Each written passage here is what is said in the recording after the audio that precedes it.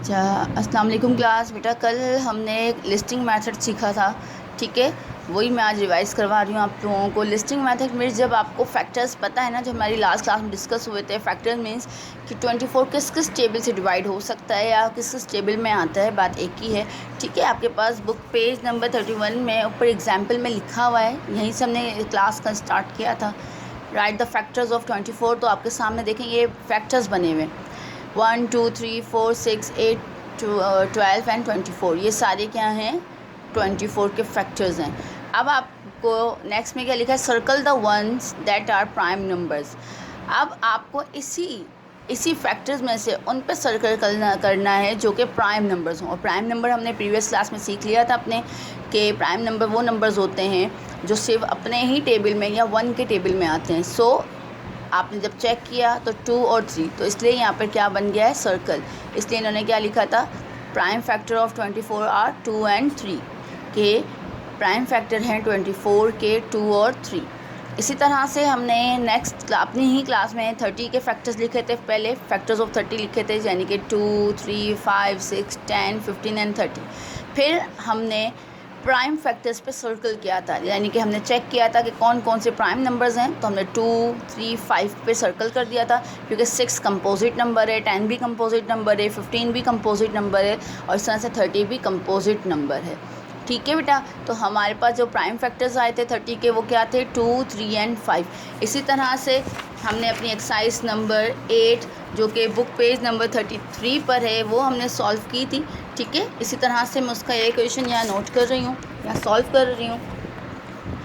आपके पास था exercise number 8, ठीक है, और क्लास में काम हुआ था,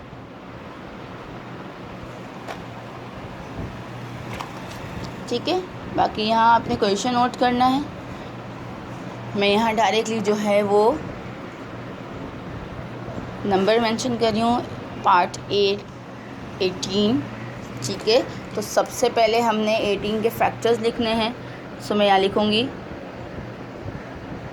फैक्टर्स ऑफ 18, ठीक है। तो पहले हम ये चेक कर लेते हैं कि 18 के फैक्टर्स कौन कौन से हैं, यानी कि 18 किस किस टेबल में आता है। एक तो 1, ठीक है, देन 2, तो 9 आर 18।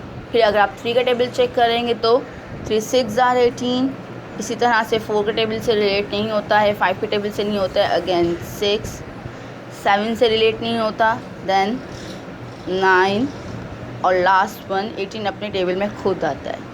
इस तरह से हमने कल क्लास में किया था, 18 के सारे फैक्टर्स लिख लिए थे, ठीक है। उसके बाद अब हमें सर्कल करना है इन पर, प्राइम नंबर्स पे। अब आपको ये चेक करना है कि इन में से प्राइम नंबर कौन से। तो मैंने आपको बताया था 1 ना तो प्राइम है ना ही कंपोजिट है। इसके बाद 2 क्या है आपके पास, प्राइम नंबर है।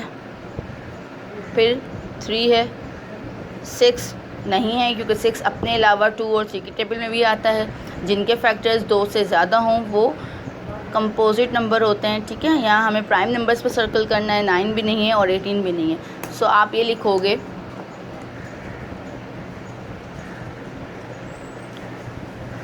प्राइम फैक्टर्स ऑफ 18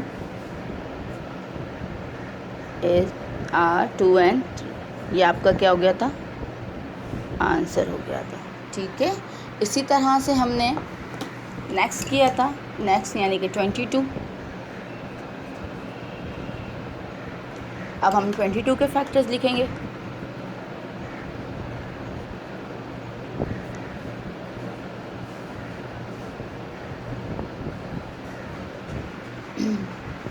ठीक है, अब आप 22 के फैक्टर्स देख लीजिए, क्योंकि ये 2 से रिलेट करता है। तो पहले तो 1 तो कॉमन है, ठीक है, क्योंकि 2 है, 2 के टेबल में आता है।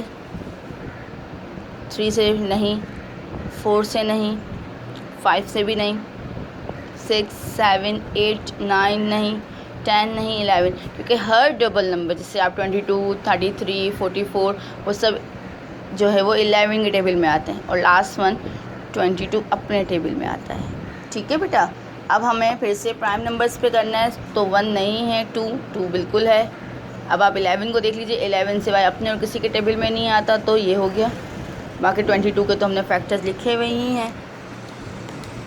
तो क्या हो गया यहाँ पर, प्राइम फैक्टर्स